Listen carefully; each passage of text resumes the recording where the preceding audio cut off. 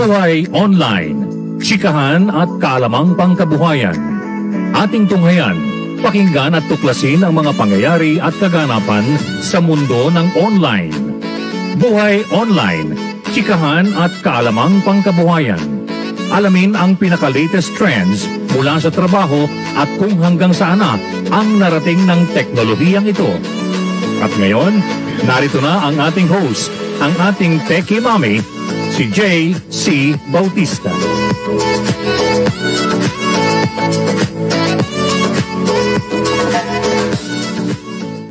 Hi, magandang umaga. Happy Friday everyone. Yes, it's Friday na naman. Napakabilis talaga ng araw, sobra. July na po. It's more than half of the year. Can you believe it? I certainly can't. Sometimes I already lose track of time and day dahil dito sa pag-work from home. But anyway, I'd like to welcome the people who are here with me. Hindi ko pa rin nakikita yung pangalan, so hindi ko pa masabi. But anyway, thank you for joining me. Maraming salamat. But it's Friday at napakainit po sa labas, 33 degrees. Ang init-init and very humid. But tapos na ba ang summer? Sabi na anak ko, tapos na raw ang summer, July. Oo nga naman. Of course, in some countries, winter, spring, summer, fall na, magpa-fall weather. But summer pa rin. Ang feeling talaga, dito naman sa atin, wala namang season, kundi hot, very hot or rainy, okay, season. But anyway, so welcome to the show po. And this whole week, we were talking about online and distance learning, how we've been fending kung paano tayo nag-cope dun sa online education at modular education kasi nga wala pa tayong face-to-face studying, okay? In retrospect, diba, of course, yung announcement na sinabi ko, in-announce noong June 22, kasi nag-propose yung DepEd na nagbuksan ang face-to-face classes dun sa mga low-risk areas. Pero na-nix yan ng ating gobyerno because of the emergence of the new the Delta, the Indian variant of the virus. So, for fear of safety of course of everyone, hindi pa rin napapayagan ang face-to-face classes. And so for the school year 2021-2022, online pa rin tayo at modular at the same time. Yung of course, yung mga lab ng mga medical students na apektuhan. Because last year, I think, because ang mga lab, di ba, hindi naman pwedeng simulate or ipa-study at home yung lab test. So, the students were allowed to go to the schools, I think, once a week or something ng face-to-face kasi mahirap i-simulate naman talaga yung mga lab work. So, anyway, balikan natin yung sinabi ng CHED, okay? Itong last May, there was an article on Rappler about CHED saying there's no going back. Flexible learning will be the new norm, okay? Talaga naman yan. Commission on Higher Education Chairman Prospero de Vera said that going back to the traditional face-to-face classes would waste the investments in technology, teachers training, and retrofitting of facilities. So, will students be able to experience traditional face-to-face classes again? Ayan ang ating katanungan, di ba? Commission on Higher Education CHED Chair Prospero de Vera said on Friday, last May 21, that the Commission has already adopted a policy that flexible learning systems will continue in school year 2021 and thereafter. Hello there, Jeannie Soldivela. Good morning. Happy Friday. Saan ka ba nagbo-broadcast from, Jeannie? What area? Hello there, Jake. Nice to see you again, my dear. Jeannie is broadcasting from where? Saan ka, Jeannie? Anong area ka? Are you in the Philippines, Jeannie? So sorry, nakalimot ko. But anyway, so I'm going back, okay? Going back to what I was saying about sanabi ni CHED Chairman, Prospero de Vera. Manila. Tondo, Manila. That's right. Hello, hello sa mga taga Tondo, and of course Jeannie, welcome to the show. Thank you very much. So we were saying that sabi na ng CHED flexible learning systems will continue in school year 2021 and thereafter. Sabi din ni De Vera, this during their presentation at the Educating Our Children in the New Normal webinar organized by the Center for Strategy, Enterprise and Intelligence. Last May 21 po, nagkaroon ng presentation ang CHED about educating our children in the new normal webinar. Diyos ko, napaka-educating the teachers din ang nangyari, right? Dahil ang training. From now on, flexible learning will be the new normal. There's no going back to the traditional full-packed face-to-face classrooms. The Commission has adopted the policy that flexible learning will continue in school year 2021 and thereafter. The CHED chairman explained that they adopted the policy as they don't want to run the risk exposing our educational stakeholders to the same risk if another pandemic comes in. Oo nga naman. Dapat mas prepared na tayo, right? Kasi nga, hindi pa nga natin alam kung gaano katagal tong pandemic na ito eh. With the emergence of the new variants. Aside from this, sabi ni De Vera, going back to the traditional face-to-face classes would waste the investments in technology, teachers training, and retrofitting of our facilities. Flexible learning for higher education institution involves a combination of digital and non-digital technology, which CHED said doesn't necessarily require internet connectivity. Okay, di ba? Kasi Diyos ko, in the past, okay, and even up to now, it's still happening. Yung connectivity ang issue dyan eh. Pagka mabagal ang data, mabagal ang internet, or walang wifi, di ba yung mga ibang estudyante umakit pa sa bundok para makakuha ng signal. Okay? De Vera earlier said that universities and colleges have the freedom to choose what mode would be effective for them. Some have been using the pure online method, others pure modular, and there are those using a combination of the two. Hello, of course, obviously, yung modular is the bigger choice because a majority of the student population, okay, are in the repressed areas or of course, walang internet. That's why modular talaga. Ang naging problema naman is not enough printing of materials, right? Tsaka yung materials that are faulty, okay, na dapat ayusin. By now, inayos na dapat, okay? Here are some facts about CHED's flexible learning proposal, okay? During the webinar, sinabi ni De Vera that the old paradigm of face-to-face versus online will now disappear as higher education institutions would have a flexible system where universities will mix and match flexible learning methods appropriate to their situation. However, diba, ever since schools shifted to remote education last year, students have been struggling to cope with the demands of online learning. For obvious reasons na sinabi ko kahapon, right? Financially, okay? A lot of people lost their jobs. Many students and groups have also called for an academic freeze as the country fights the pandemic. They pointed out that the coronavirus lockdown affected household finances. True enough, kasi nga maraming nawalan ng trabaho. And many Filipinos don't even have access to a computer or the internet. Aside from this, online learning during the pandemic has affected both students and faculty, physically and mentally. Okay? Sinabi ng the National Union of Students of the Philippines, Cebu, or NUSP Cebu said, this insistence on distance learning is against the interest of the Filipino youth. Sabi ng NUSP Cebu said, it joins the clamor of other education advocates that the best way forward is a gradual return to physical classes. It added that the financial, mental, and logistical problems of distance learning have contributed to the decline in class attendance and even student dropouts, right? Which is, of course, itong ratio na pinakita ko kahapon, okay? Look at this, right? Missing school due to COVID-19.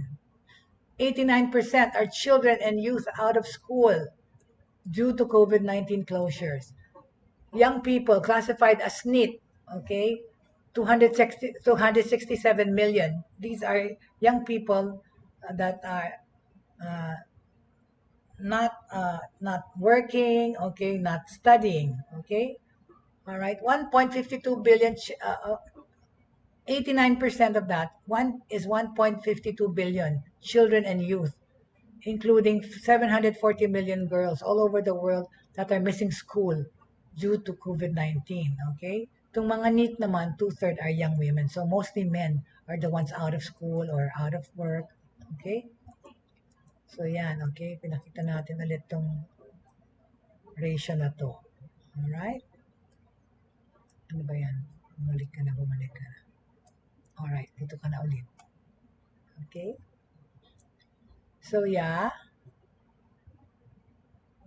Right? So, we are experiencing problems regarding online learning right now.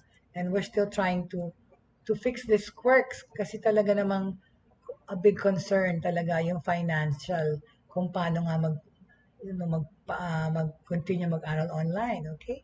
Kaya nga maraming hindi nag-enroll, 3 million people didn't enroll last year, at least one SEM sa higher education. My own son included, because he wanted to sit it out, because nag-attend yung klase ko ng first intercession sa Ateneo na nung transition sa online, and they didn't like it much. And I didn't like it either because, you know, they never saw the teachers except like once a week. Tapos, recorded pa yung lessons at the time. And of course, if the internet was bad, gagaral-garal yung boses ng teacher mo or nami-miss mo yung lecture. All those things. And then, so my son decided to go back to school in the second sem of second year college at Ateneo. And he was saying that, like kahapon, no, parang sort of naging guest ko siya kasi pero boses lang niya, where I was asking him how he found studying online. And he said, it sucks, mommy, because unang-una, they're left alone to really study because they're given the materials to study. They're not even required to check attendance. Okay? Basta at the end of the day, yung project mo dapat magawa mo on time.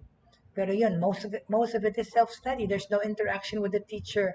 Okay, although when they have group classes, they're not required to be on cam. So yung attention span pa rin ganyan, yung motivation is not so much there. Okay? All right? Okay, so going back to that article about um, online learning, okay? Yung NUSP Cebu said it added the financial, mental, logistical problems, financial of distance learning. They discussed that. It's as if the commission is fine with students climbing trees and mountains to gain access to adequate signal, risking their welfare to go to computer shops and suffering from mental health problems. Sabi ito ni D. Supelanas, NUSP Cebu coordinator. Okay, sabi niya doon sa statement nung May 21 na forum. Supelana said that instead of continuing the militarist approach to the pandemic, ang gobyerno should improve its scientific and medical responses to pave the way to the return of physical classes. By refusing to listen to the clamor of a safe and gradual resumption of physical classes, which has long been called for, not just by students, but also by teachers and parents and other education advocates, it only gives more reason for us to fight and push back against state neglect, sabi ni Supilanas. Last Tuesday, May 18, De Vera said that if medical schools that were allowed to hold limited face-to-face classes have zero transmission of COVID-19 cases, SHED will ask President Duterte to allow engineering, information technology, industrial technology, and maritime programs to hold limited in-person classes as well. But of course, we know now that most recently, as of June 22, no face-to-face classes will be allowed. Okay? This coming school year 2021-2022. Okay? All right. So, is there life beyond COVID-19? For the schools. Okay? All right. Sustaining the gains and building on the good outcome associated with higher education's response to COVID-19 can enhance the quality and distribution of online teaching and learning materials. Okay? To say that the COVID-19 pandemic significantly interrupted the normal operation of educational institutions worldwide is a huge understatement. Talaga naman. According to the UNESCO, all right, Tingnan niyo itong aking graphic, alright? Ayan, oh. Ayan yung virus. Tapos yan ang eskwela naka-quarantine, right? This is what's happening, right? Universities quarantine, not only universities here in the Philippines, lahat ng eskwela naka-quarantine, so to speak, because of this pandemic. Sarado, okay? According to UNESCO, the educational experiences of nearly 1.4 billion students of all ages were disrupted. In an uncharacteristically swift action for higher education, the COVID-19 pandemic forced colleges and universities to move their courses online while faculty, ang mga teachers, administrators, and staff work remotely in order to protect millions of students and themselves. Since then, remote courses, remote student support services, remote graduation ceremonies, and remote campus tours became the new normal, all aimed at controlling the rapid spread of this deadly virus. So virtual lahat, pati tour ng mga eskwela. Okay? The attendance challenges initially stemmed from logistics, inadequate hardware and software, and curriculum and assessment adjustments. A large and varied number of faculty and students were unprepared to teach or learn remotely. Alam natin yan. Okay? Minadali ang pag-transition to online. Kulang pa ng training ang teachers. Yung mga materials hindi pa ready, okay? So lack of access to digital devices, to the internet, and to sufficient bandwidth further expose the lingering issues of the digital divide, okay?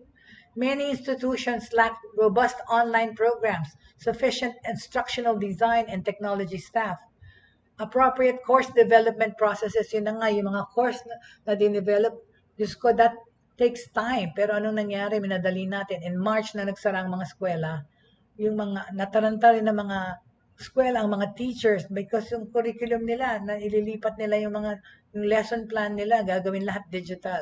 And not all the teachers are tech savvy, especially the traditional old teachers, right? So many institutions lacked the robust online program, sufficient instructional design and technology staff, appropriate course development processes, and or adequately structured student support mechanisms. Yun na lang kinulang. With emergency remote teaching as the only option, even the online education doubters had no choice but to jump on the bandwagon, applying teaching strategies that mimic classroom instruction in an attempt to enable students to move to the next level or even graduate. Yun na nga, ang anak ko nag-attend ng intersession sa Ateneo. Tapos yung binigyan sila, yung first semester, second semester ng first year college ng anak ko, January lang sila nakapasok sa school because March dineclare na ngang sarado ang mga eskwelahan. So, wala silang naaral noong February at March. So what Ateneo did, okay, I don't know, yeah, other schools too, was to pass everyone, okay? Pinas na lahat ng estudyante to the next level. Tapos pati yung mga pinagraduate, inano lang yung mga requirements. Pero feeling ko talaga that wasn't right to do that. Ang grades na ay P. Hindi naman inaral yung mga subjects na yun. So kulang yung education, right? There, in some way, I feel shortchanged yung education ng anak ko kasi pinasa, hindi naman nila inaral. So, so and nangyayari pa rin to ngayon, right? Na yung materials, of course, better na yung study materials now, but like my son said, they're still lacking in human interaction or involvement ng teacher tsaka students. Tsaka yun nga, yung pag-confer nila with each other sa school project, mahirap kasi hindi face-to-face. Of course, they're all chatting then in a chat room that they created. But they're left on their own, really. They are left on their own because there's no supervision like in the real school when you go to school every day na nakikita mo yung teacher mo. It's really very hard. It's affected the teachers both and the students mentally and emotionally and psychologically. Okay? So, all right. An argument can be made that the emergency remote teaching has been a deviation from the normal online and classroom instructional practices in higher education. a deviation from the normal online and classroom instructional practices. Totoo naman, nag-deviate tayo at ginawang madali ang online learning. It is important to acknowledge that there is a difference between well-planned and developed online courses or distance education programs. Yun na nga, hilaw. Hilaw yung naging mga materials na ginamit. Okay?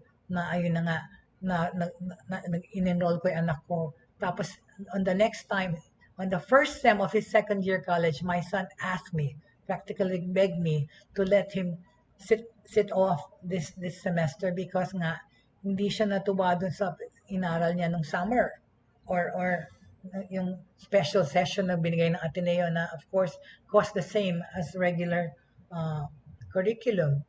Pero yun na nga, at the same time pa, hindi naman nagbigay ng discount ang mga eskwelahan, okay? Especially those top universities, right?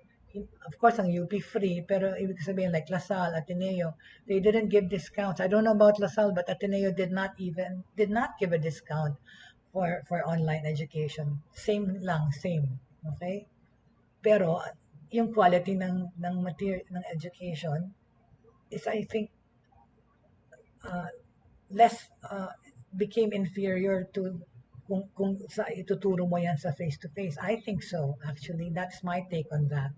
Because my son's complaining, and not only my son, I received email, okay, and messages for that matter of parents not happy about their kids studying online, okay? Nevertheless, the lessons learned from the experience should not be discarded. Itong lessons that we learned for the past year, we are now, of course, I'd like to think better na yung sistema, better na yung mga materials, better na yung pagtuturo, okay? Kasi nga, it is important to acknowledge that there is a difference between well-planned and developed online courses. Kaya sa minadali, okay? The experiences that we got from emergency remote teaching experience, what lessons have higher education students, faculty, and administrators learned from this pandemic, especially this past year? Are there lessons worth keeping? What gains were made, and how can higher education harness and improve those gains?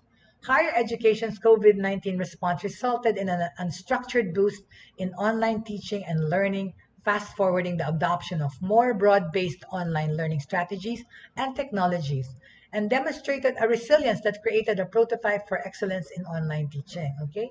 Favorable consequences emerged from efforts to fill the vast educational gap created by the pandemic. Ang mga institutions have grown their catalog of online courses. Faculty, perhaps to their surprise, have learned that they can develop and engage in virtual classrooms. Of course, na-train na ang mga teachers, better na sila magturo ngayon at alam na nilang magturo, yung mga PowerPoint na gawa na. Faculty and students who have not previously considered online learning as authentic education have had a taste of it. Faculty members learned new technology skills.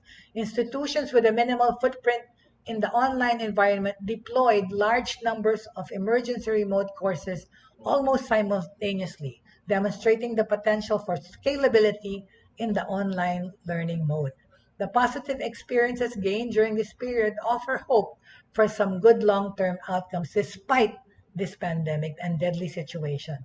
But time, effort, and innovative resources will be required in order to improve on these gains and make them sustainable, okay? How are we going to sustain and build on the gains, okay? Sustaining and building on the gains or the lessons learned. Sustaining the gains and building on the good. Sustaining from the gains and building on the good outcomes associated with the response can enhance the quality and distribution of online teaching and learning, building up resources and infrastructure, and ultimately save institutions valuable time and money. Okay, paano ito ang gagawa? Unless the innovations are harnessed and institutionalized, hindi natin ito ma-achieve. Sustaining the gains made during the pandemic can lead to scaling those innovations for wider applications. Rather than being treated as isolated strategies applicable to special projects, innovations can become accepted components of institution practice. Okay? Anong mga benefits ng online teaching innovations? It can be shared with the faculty within and outside the originating institutions. Efforts must be made to ensure that faculty, administrators, and instructional designers all are given the tools, di ba? Lahat dapat bigyan ng mga tools to document and adopt innovative approaches or gains. Okay? Institutional culture as a factor in sustaining gains. Okay, paano ito? Ang isang institusyon could be a determining factor sa value it places on encouraging and enabling innovations in teaching and learning, experimentation and creativity. Nasa sa institusyon yan kung ano yung culture nila ng pagtuturo at pag-aaral, okay? At saka yung creativity nila. The acceptance and effective completion of educational innovations relies on a supportive key administrator who has the vision, the drive, and the commitment to forge collaborative partnerships among faculty, academic technology, support units, faculty development offices, and other support personally charged with managing online learning. Okay? Ang proseso ng pag-institutionalize ng mga gains na natutuhan made during this pandemic must be an institution-wide strategy. The outcome will enhance programs and course offerings as it provides a platform for assimilating and managing these innovations. Any mga bad habits na na-pick up dito dahil sa pag-rush nitong pag-online to provide pandemic-era courses or lingering notions about the quality of emergency remote teaching will need to be scrubbed off. Kalimutan na natin yon, okay? Kalimutan na natin yung mga dati nating meron. Kalimutan na natin yung mga dating operational procedures or mga learning management systems na dapat nating i-adapt. Kalimutan natin yung mga lumang problema, okay? Because past attempts to improve teaching and learning were often perceived to be indiscriminate and transient in nature. Concerted efforts should be made in the post-COVID-19 era to avoid repeating those mistakes, di ba? Matuto tayo sa ating mga pagkakamali nitong past year, especially this online education, na by now, siguro naayos na, okay? Avoid repeating those mistakes and to ensure diffusion and assimilation of the innovations. Tanggapin natin yung technology change. Tanggapin natin yung innovation na infuse natin sa ating ngayong sistema ng pag-aaral online.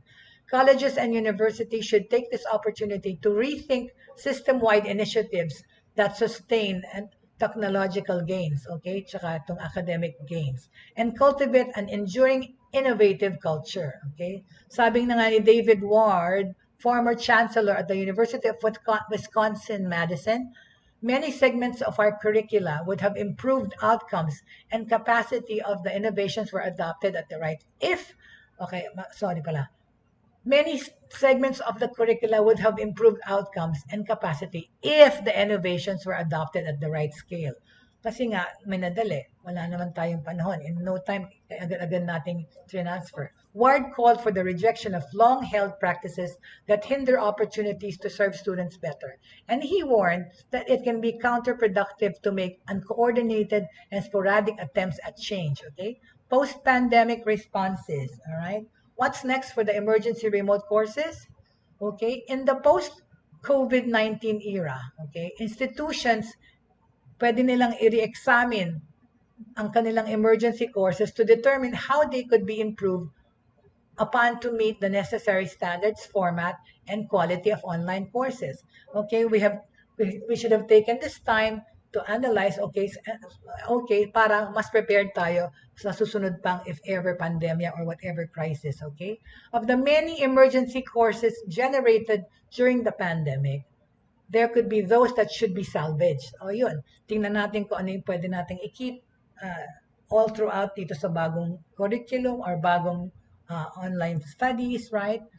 Pero yung mga mistakes, matututunan natin, we can learn from that, okay? This will involve considerable time and effort in view of the resources that will be required, including the involvement of yung mga institutional leaders, ang faculty, instructional designers and technologies, tsaka yung mga course developers, and other internal constituencies. The response that college and university leaders demonstrated during the pandemic to keep their doors open and ensure that instruction continued suggests that with the same fervor, resilience, and dedication, they can improve online learning courses and embrace the innovative practices that work. Tama. So, dapat, di ba, we should take this time of the past year to have learned from the mistakes that we made at ipagbuti yon, okay? Tapos, okay, gamitin yon para i-improve tong online learning courses. Tapos, i-embrace natin ng innovative practices that work for us before in the past. Okay? At mag-adapt at magtanggap pa ng bagong technology, bagong kaalaman, right? To improve this online learning. At saka modular. Sa modular, ang problema natin doon is yung kakulangan ng materials na pinrint. Okay? Siguro, sana by now, up to par na, okay? Kasi nalalate yung pagbigay ng module sa mga bata kasi nga, ang printing late. Okay? The post-COVID-19 period could be a time for higher education to create a plan for effective distance learning, particularly by institutions that had lagged behind. It will be a period to develop policies and procedures for online learning, to assess and determine the best technologies and delivery methods for online courses, to assemble the right online learning team for course development. Yan ang ano dyan, importante talaga. I mean, I know this personally, because kami ni Miss Faith yan, gumagawa kami ng courses, right? And we're trying to build an online ESL school. And we know what it takes, okay? And how hard it takes the process na yan. Ilipat lahat ng aming mga materials, curriculum to online, right? And to prepare faculty in course development and online teaching, more training. Yeah, that's right. Like I said, our company provides online learning for those transitioning from face-to-face teaching to online, and also for schools. Okay, we have a program for that. So what's next? What's next for emergency remote teaching? Okay, when life at colleges and universities return to normal, institutions may not have to discard all their emergency remote courses, kasi courses can be re-examined to determine how they might be retrofitted to meet format and quality reminiscent of pedagogically sound online teaching and learning standards. These courses could form the catalysts for the rapid development and deployment of new online courses and programs, okay? Ang best efforts and shells of courses developed as emergency initiatives can be improved upon and institutionalized. Understandably, ito ay mahirap na trabaho, okay? Malaking trabaho to, considering the time and resources commitment that will be required. Institutional leaders will need to play a major role in this effort, modifying their strategic plans, okay, to provide the needed resources, okay? So while we still continue to experience some problems, online learning, of course, and modular, okay, ginagawa naman yung paraan yan, okay? Sa araw-araw, nag-aaral tayo, gumagawa ng way, they're developing courses, they're developing materials, okay, as we speak, and of course, and adopting new technology into the online learning process system, okay? So, on the positive notes naman, okay, online learning is the future of education, which is actually now. Present na talaga ito, hindi na future. Okay? Online learning has been on the rise kasi talaga in recent years, largely due to the convenience, cost, and accessibility of the system it offers to compared to traditional learning. This growth has only been fueled by the coronavirus pandemic that forced down the shutdown of universities and schools worldwide. Will online learning replace the classroom? Not entirely, I don't think so. Blended learning will continue, right? The meaning of traditional classrooms has changed over the years, especially with technology permeating some, then all domains of the classroom environment. From projectors to smart screens and everything in between, technology has changed classroom learning as we know it, okay? And now, online learning serves to switch up what we expect from learning environments, processes, and experiences. Many of the perks offered by traditional classrooms are now being provided by e-learning platform services with a few additional features.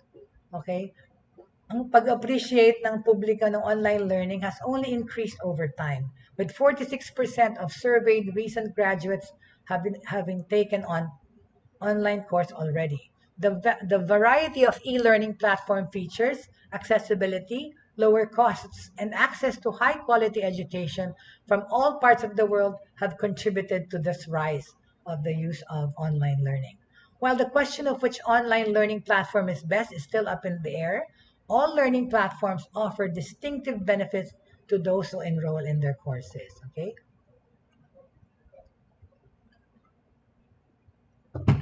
Okay.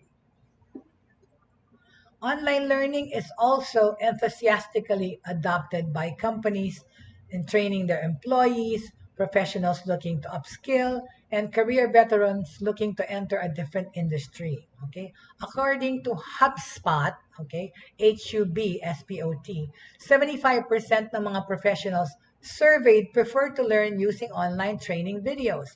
Similarly, 68% of professionals trust the online learning platform of their choice.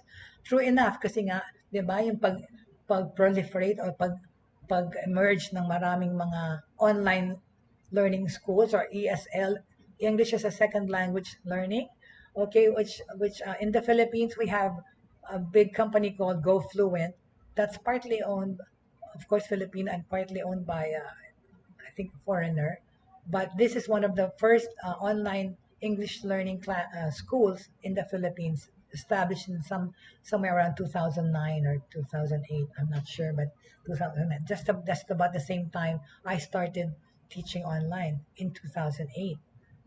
Like I said before, for a Korean company, I helped fix the curriculum. I helped fix the materials for this curriculum for this Korean company called Edunera and We Phone. All right, I was one of the first native speaker teachers there. Okay, in 2008. All right, so for employees, okay, learn online learning is critical to advancing their careers. Okay, kasi seemingly 68% of professionals trust the online learning platform for their choice. Okay, and yung nga yung sinabi ko, yun din Go Fluent, okay, nakapagturo ako doon, mostly ang students nila are professionals. We teach CEOs of companies, right, presidents of companies, just wanting to improve and learn and improve their conversational English.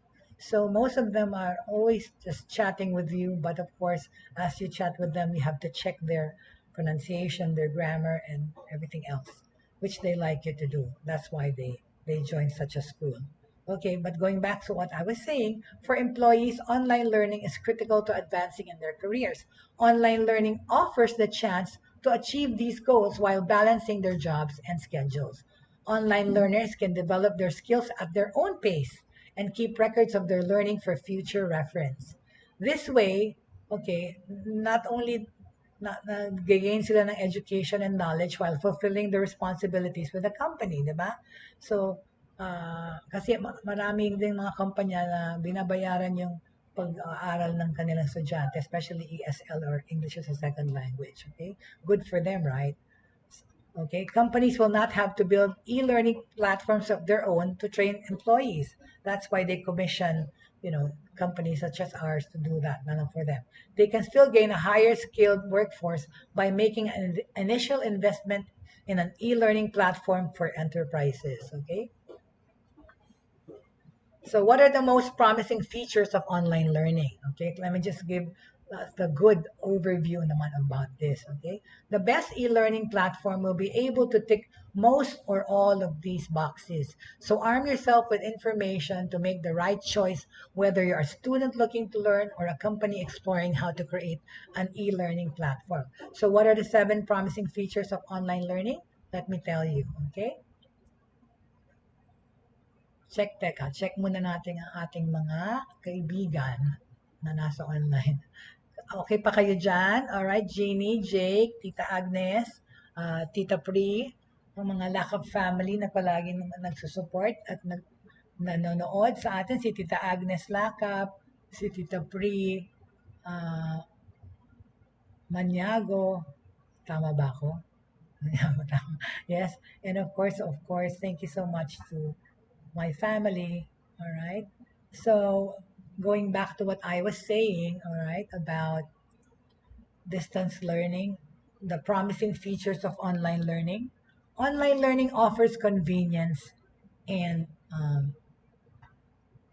flexibility. Totoo naman. Yan, one of the most important reasons is the convenience and the flexibility of time. Your time is your own for most, especially those freelancers, right? Like me. Okay, oras ko, akong bahala. Tsaka the amount of money that I earn depends on how much work I can handle. And thank you, Lord, for the blessings because this pandemic has actually, I have more projects than I can ever imagine in this pandemic because I do most of my work virtually, right? Thank you, Lord, for technology talaga. Itong si Techie Mami ay natulungan talaga ng aking kabuhayan. For the most part, okay, I've lived online, worked online for more than 20 years, okay? So most professionals found they couldn't continue with their education or upskilling because they couldn't fit studies around their work schedules, right? Those shifting to online learning platforms will find that online learning offers convenience, flexibility in timings and pace, allowing you to learn in your own time, okay? Many online courses have strict timings only for submissions and deadlines. Those looking to brush up on their skills can use tutorials and videos between jobs to have the best of both worlds, di ba? Tama yun. Talaga shooting two birds with one stone. Ika nga. High quality student-tutor interactions. Yan ang number two. Okay? High quality, pero kaka-mention ka lang kanina yung feeling ko na inferior yung naging lessons. Online learning allows for better quality interactions between students tsaka tutors. This is because ang mga tutors have various teaching methods. Iba-iba talaga sila ng style, di ba? So they have various teaching methods at their disposal. Additionally, they can focus on individual students a lot more than they would in a traditional class. Okay, most online learning courses that rely on live streaming have a cap on the number of students who can enroll. Okay, ulitin natin most online courses that rely on live streaming have a cap on the number of students who can enroll. Means limitado lang ang number ng mga estudyante pwedeng mag-attend sa class nila. Okay? Most online courses see, that rely on live streaming have a cap on the number of students who can enroll, ensuring that each student gets adequate attention and advice from their tutor. Okay? More students can enroll at one. That's number 3. Online learning classes that depend on pre-recorded videos and tests can have an unlimited number of students enrolling. Oh, that sounds like one of my son's classes. I think the one with has glasses of those two kids. Okay, so many. All right, tests have been unlimited. Okay, online learning classes that depend on pre-recorded videos and tests can have an unlimited number of students enrolling. Pwedeng hindi one-on-one, right? Pwedeng classroom. So many popular courses today have thousands of students simultaneously enrolled. And since there's no need for physical classrooms and seats, more students can enroll in a single course at the same time, all right? So more students can enroll at the same time. Advantage yun ng online learning, okay? Kasi nga, marami kang course na pwede ring aralin, okay? Lalo-lalo na ngayon, ang dami-dami ngayong training, marami ngayon trainers, marami ngayon mga online professionals, okay? Na nagtuturo at nagtitrain. Number 4, web-based learning will grow in popularity. Well, as time goes on, tsaka nagso-social distancing pa rin tayo is required, it's become more concrete in everyday life. Okay? It's expected that web-based learning will experience a surge. Web-based learning includes a variety of setups including live streaming, video on demand, seminars, mga webinars, talk shows, mga interviews, tsaka kung ano-ano pa. Regardless of what mode is chosen by the communicator, it's a given that the convenience and flexibility of web-based learning will make it more popular in the years to come, right? Okay? Sabi nila, of course, online learning is a better learning experience. Well, case to case to. Okay? For me, of course, face-to-face education is still tops for me. But given that the students are allowed to learn at their own pace, okay, and are encouraged to gain hands-on experience over memorizing textbooks, yun just ko yung ginagawa na ano ko, online learning can offer a better learning experience. It also helps that students can attend classes from places they're comfortable being in, which makes them more likely to approach learning with a positive attitude. Pero yun na nga eh, bottom line yan is that dun sa learning attitude ng bata. Kasi I think whether it's in the classroom, face-to-face, or whether it's in the house, okay, kung ang attitude mo towards school is not so great, wala. Ganun pa rin yung pag-aaral mo. Pwede kang magtamad-tamaran kahit sa eskwela or even at home. It is the motivation and the studying habit or attitude of the student that matters in the long run, right? Okay, the lack of pressure from commutes, okay, tanggapin ko na yan, yung pagko-commute, okay, nakaka-save ng not lang ng money pero oras, okay, ang online studying because they don't have to commute. Pero ako, truth be told, I still give my son an allowance for studying at home. Na parang kunyari, of course, talagang namang nag-aaral pa rin siya eh. So, binigyan ko ng allowance, binawasan ko lang ng konti dahil for the transpo kasi hindi na siya kailangang umalis. All right. So the lack of pressures from commutes, class timings, and personal schedules leave students with more energy to attend online classes. Pero yun na nga, like I said, nasa sa kanilang attitude towards studying because ang daming distraction ng studying online from home. Okay? More cost-effective. I know, no. Ito sa akin, hindi nag-apply ito. Like I said nga, hindi naman, nagmahal pa nga kasi syempre, yung internet, sa bahay, kailangan binilisan. Saka of course, mainit mag-aral sa kwarto na walang aircon. So, yun. So, ang cost ko sa ilaw lumaki because of this online studying and work from home. Okay? Supposedly, online learning is priced lower than traditional university courses and is also worth the cost. The fees often don't account for accommodation, textbook, equipment, groceries, transport, and other factors that contribute to the full learning experience in traditional schooling.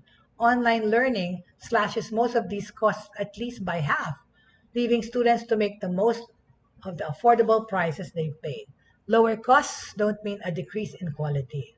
Lower costs ensure that a wider audience had access to universities and courses that were once reserved for those with higher budgets. Well, that doesn't apply to Ateneo. All right. Ano pa? Retention rates are higher. Really? According to the studies, retention rates are higher in online learning than in traditional university courses. How is this possible? Ito ay dahilan sa decrease ng mga stressors and pressures otherwise present in traditional schooling systems. Kung noon binubuli sila sa eskwela, of course hindi na sila mabubuli dahil nasa bahay na sila nag-aaral. Students are allowed to learn and practice at their own pace. Okay, maganda yun. Pero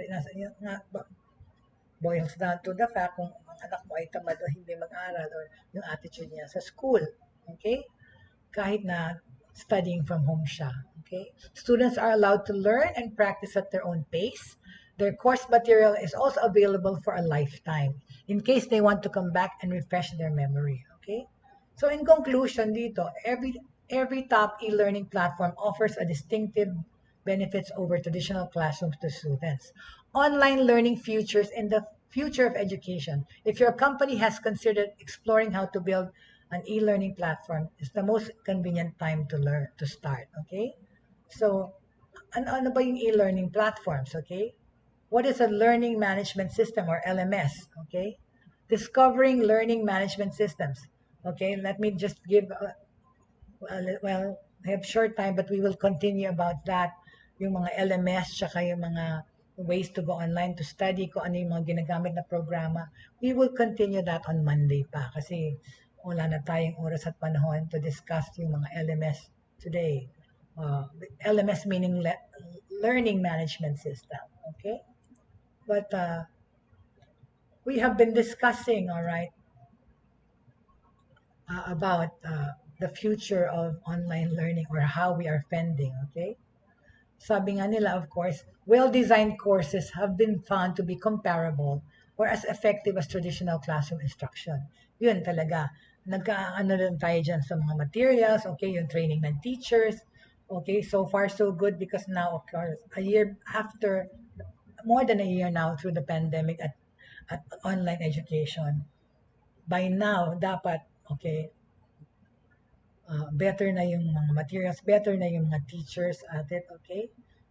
Pero like I said, presently, meron pa rin mga quirks na kailangan ayusin. Tsaka yun na nga, mas ang feedback na sa mga mag-aaral hindi masyadong maganda regarding studying online. But mixed yan mixed emotions kasi yung mga estudyante. Yung mga iba naaaliw dahil hindi sila kailangan pumasok. Pero after a while, of course, especially a year after, lalo na yung mga university students, like I said, my son said nga, I did not dream of having a college university education in my bedroom. Naapektuhan talaga ng mga estudyante psychologically and emotionally, mentally, nitong pag-online studies. Oh, but what about, okay, what's next for students, okay?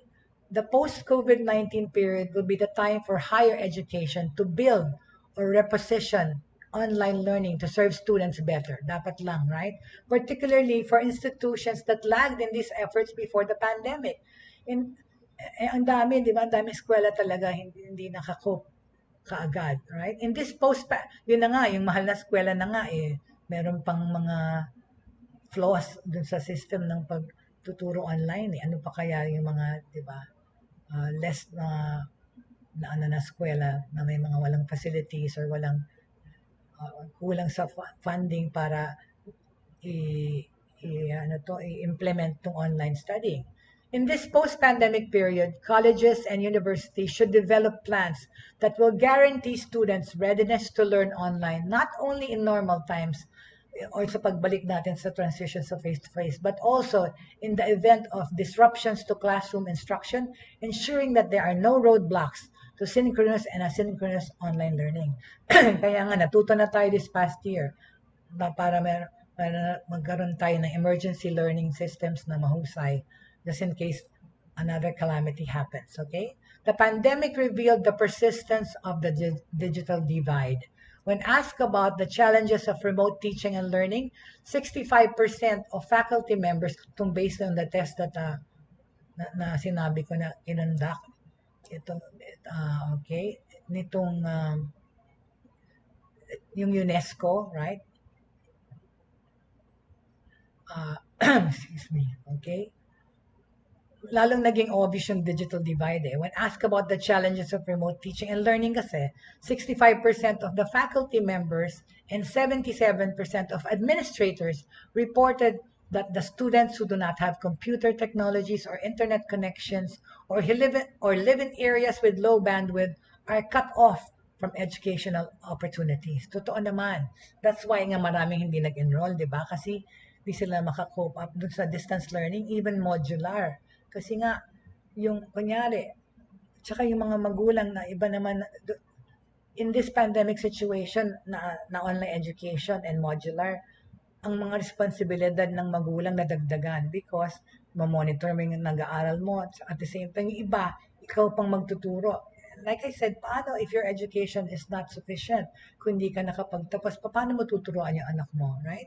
That's why nga, yung mga ibang places, right, yung mga teachers pumupunta doon sa bahay, like this picture on top of me, here. Yan, pumupunta doon sa bahay, binibisita yung mga estudyante, chine-check yung progress nila. Okay? Ito, iba-ibang, these are the different phases of online learning and modular, right? Ito, yung mga magulang, teacher na pumupunta para turuan ng estudyante nila, right?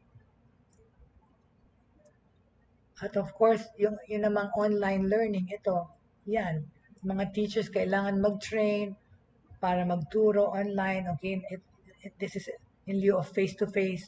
This is a teacher using a whiteboard speaker. Okay, a whiteboard to teach the students online, right? Kasi hindi naman nila masyadong maaning materials. Yan. Yan ang mga phase ng online learning and modular. Okay? Itong teacher na ito, let me show you. Nagtuturo siya through cellphone. Hindi talaga mahirap. Nag-aral through cellphone. Okay? Teaching through messenger. See? Ayan ang libro. Okay? Ang hirap talaga kasi I think talaga the quality of the teaching or the learning has suffered because of this no face-to-face school. Kasi nga hindi na ready ang mundo sa ganyan. Okay? So that's, I showed you the different phases of, and, and actual literal different phases of itsura ng mga nag-aaral online tsaka modular. Okay? Alright? So yun na nga, yung mga na-miss out nila because of educational opportunities. A significant challenge, okay, to online learning and the feasibility of educational technologies have been access to hands-on experiences in science lab, paano yung mga medical students, mga dental students, studios, music conservatories, and other specialized learning environments. In such cases, well-developed digital simulations, okay, yun na nga, because of technology, pwede ka na ngayon mag-simulate ng mga ganong environment, okay? Well-developed digital simulations, educational video games, augmented reality, and or demonstrations in hybrid models, virtual reality, and interactive learning applications could substitute for traditional lab or studio learning environments. Pero yun na nga, bumabalik tayo sa fact na hindi lahat merong ganon. Hindi lahat may gadgets, hindi lahat pwede mag-download ng software at bumili. Okay? For students with poor network connections, institutions could consider alternative approaches dun sa mga hindi nga tech savvy, such as pre-packed instructional materials made available through CDs, flash drives, e-books, or mobile media, in combination with the printed materials. Okay? Not all college university students will have learned to love online learning during this pandemic, but institutions should anticipate a continuing need for this mode of instruction and should find ways to support students who opt for online learning because of its flexibility and other benefits. When the pandemic thrust on-campus students into the new learning format without preparation or experience, some lack the technical knowledge. Anong some? Marami talaga. Self-discipline or effective time management skills to succeed in an online learning environment. Talaga, management skills, time management was really important in this pandemic period of studying. Kasi nga, yung mga pati magulang, manage ang time nila, right? As normalcy returns, new or returning students who decide to continue with online learning for some or all of their classes may well require structured orientation to online learning. Orientation that will include a comprehensive array of skills necessary to navigate a digital learning environment. Okay? Okay, so hindi natin pa natapos tong issue na to, okay? So we will talk about some of it more, okay, next week. Tapos segue na natin yung lahat sa online learning, online education, ano yung mga tools na ginagamit, ano yung mga applications, ano yung mga learning management systems na ginagamit natin. Patuloy natin pag-uusapan yan next week, okay? Pero ngayon, ang nagawa natin po ay alamin kung anong status ng online education sa Pilipinas or kung kung magkakaroon ba ng face-to-face studying itong school year na darating. Sorry to say, hindi pa po. Okay? The president decided not to continue or not to have limited face-to-face classes dun sa low-risk areas. Hindi po yan pinayagan. Okay? Because of the surge of the new Indian Delta virus ba yan. Anyway, so with this, I'd like to end this today's session or episode with a positive note that, of course, we see a brighter future naman with online education. I think I agree with having blended education kasi nakakatulong din naman ng ibang mga online lessons or courses, okay, sa convenience at facility. Pero at saka improve naman na ang mga materials. So with that, we have to always remember to keep faith and hope. Ayan, we have to have faith and hope in the system that things will get better for online education in the Philippines and in the world. Okay? Maraming salamat for those who joined me today. At happy weekend po. Weekend na naman. Okay, wala po tayong broadcast Buhay Online pagka Sabado at Linggo. Magkita-kita tayong muli sa Monday. So thank you so much for joining me. Maraming salamat po. Please keep the faith, hope, and love burning always. Thank you.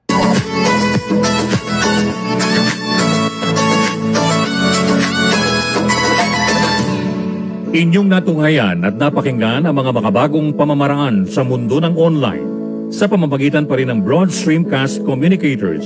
Hanggang sa muli, maraming salamat po.